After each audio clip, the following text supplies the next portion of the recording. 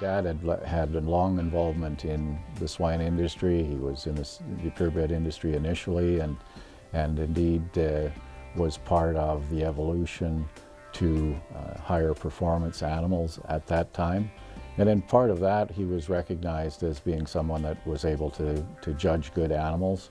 And so in the background, you'll see a cane that he used to use when he was invited to both inside the country and outside the country to look at animals and to provide that kind of judgment on what was a good pig and what was not. As I was growing up, we were active in pig production in one sort or another, and it was an area where I enjoyed the work and later obviously enjoyed the people too.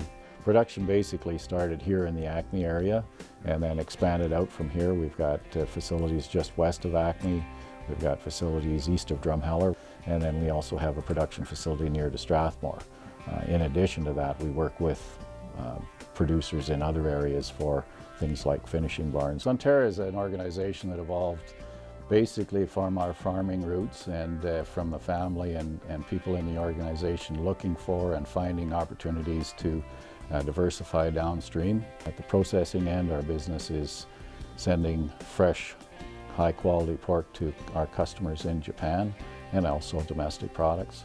And then at the production end, we operate some grain land and a number of production facilities that we use to produce genetically targeted products for our customers at the end of the chain.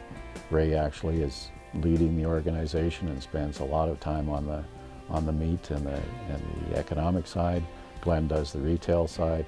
My mother is still active in some of the in-house newsletters and PR kinds of things that we do.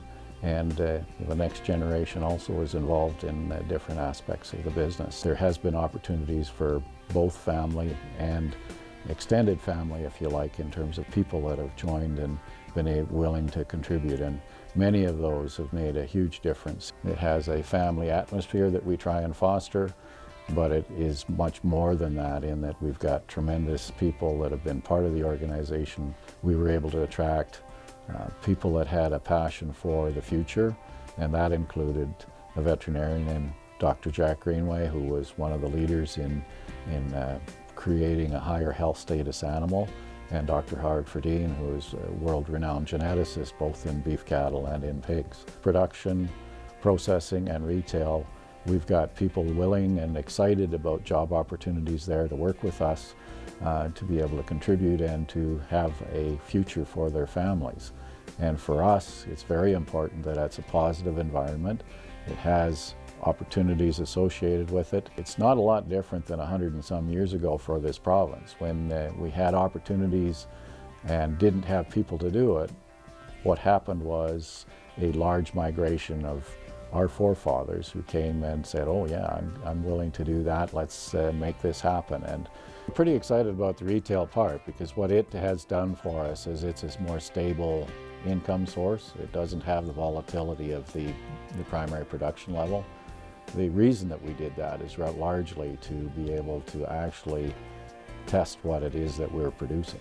If we've got a product that is better for consumers, then we want to be able to know that and actually have it produced. And if we've got one that's not measuring up, then we pull back from that. Some of the concepts that we've done in our retail division, in the early days we were told would not work. The example of the Commerce Place location or Bankers Hall location in Calgary, that was not done, right? You don't put a food retail establishment in the bottom of an office building. Nobody does that.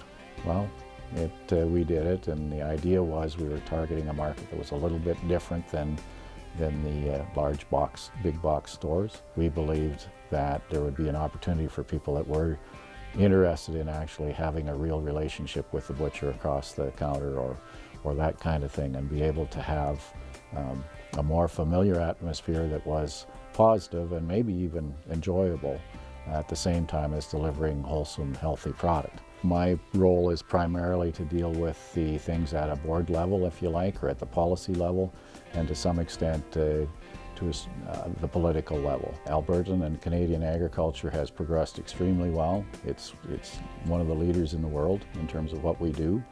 but it's not appreciated for that, and to some extent the lack of knowledge at the consumer level or the public political level compromises our ability to be able to pursue those things and do those things that we could. It takes a very supportive and understanding family for sure.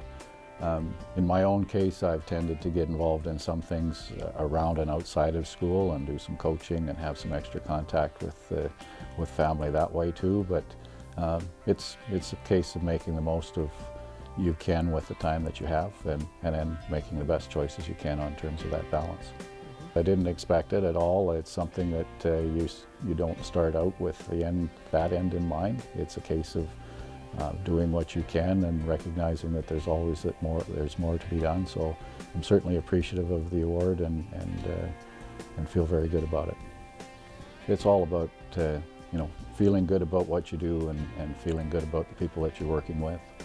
I don't think you could categorize any accomplishments as your own, really.